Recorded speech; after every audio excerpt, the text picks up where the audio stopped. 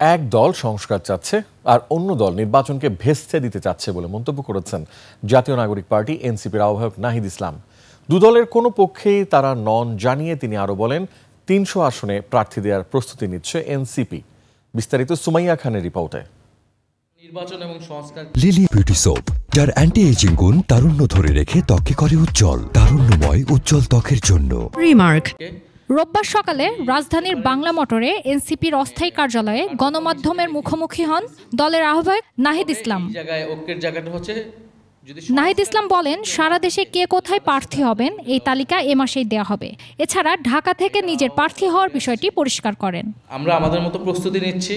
দাবিগুলোর সাথে যদি আমরা দেখি যে কাছাকাছি আছে, এইরকম দলের সাথে আমাদের যদি ঐক্যবদ্ধ হতে হয় বা কোনো ধরনের সমঝোতায় যেতে হয়, তাহলে সেটা আমরা বিবেচনা রাখবো। এনসিপির এই শীর্ষ নেতা এ সময় নির্বাচন ও সংস্কারকে আলাদা কার্যক্রম হিসেবে উল্লেখ করেন। যদি সংস্কারের পক্ষে কেউ না থাকে তাহলে তাদের সাথে আমাদের জোটে যাওয়া সম্ভব নয়। গণভোট আগে হবে না ইলেকশনের দিন হবে, এইটাতে হচ্ছে বিএনপি জামাত আবার একটা দ্বন্দ্বে চলে গিয়েছে। জামাতের কার্যক্রমে মনে হচ্ছে যে তারা নির্বাচনকে পেছানোর কোনো অভিসন্ধি তাদের আছে কিনা, দুরভিসন্ধি আছে কিনা।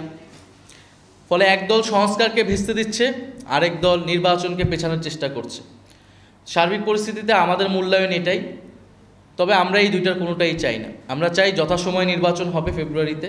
রাষ্ট্রপতির কার্যালয় থেকে জুলাই সনদের আইনি ভিত্তি তৈরি হলে তা গণ অভ্যুত্থানের আকাঙ্ক্ষার বিরুদ্ধে কফিনের শেষ পেরেক হবে। জুলাই সনদ অবশ্যই ডক্টর মোহাম্মদ ইউনূসকে জারি করতে হবে।